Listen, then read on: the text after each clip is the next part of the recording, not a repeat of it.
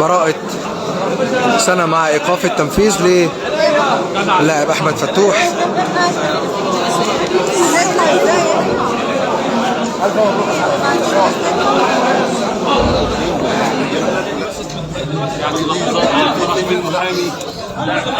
سيادة المستشار بقى كلمة بقى، خلاص احنا خلاص خلصنا، كلمة بقى بعد انتهاء الجلسة وخلاص يعني خدنا الحكم.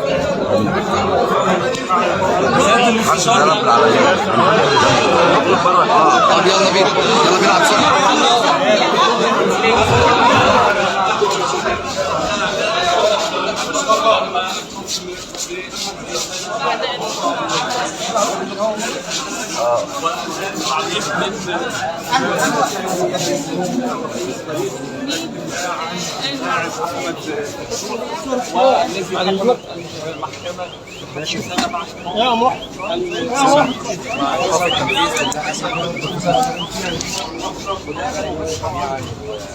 معلش يا زملاء ندور عشان الشمس. ندور عشان الشمس يا جماعة. حط المايكة.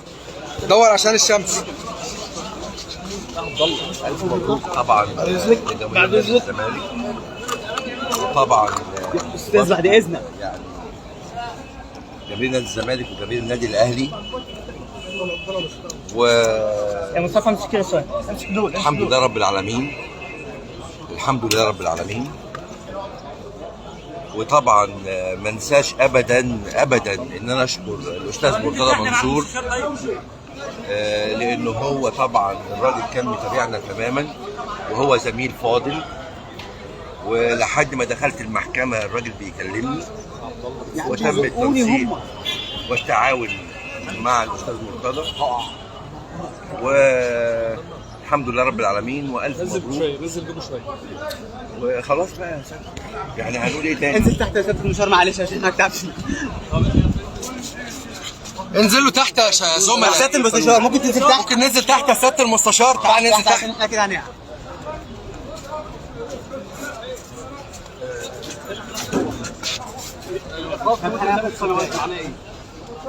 لو ارتكب جريمه اخرى يتنفذ عليه الحكم.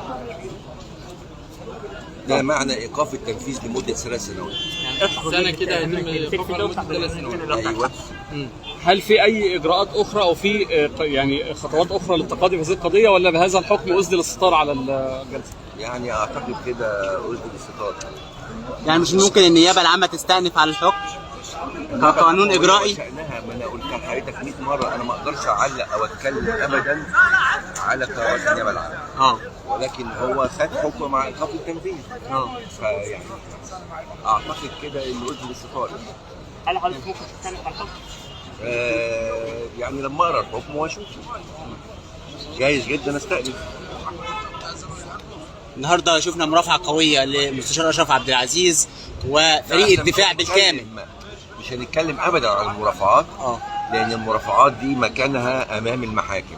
ما ينفعش ابدا ان انا اتطرق لمرافعتي امام الصحفيين والاعلام. طبعا هناك بعض الوسائل الاعلاميه يعني تناولت اللاعب يعني صور فجه نوعا ما يعني واوصاف بذيئه. هل في نيه لمحافظتهم؟ لا خالص، مفيش اي نيه ابدا للتقاضي، يعني ان احنا نتقاضى قدام اي حد.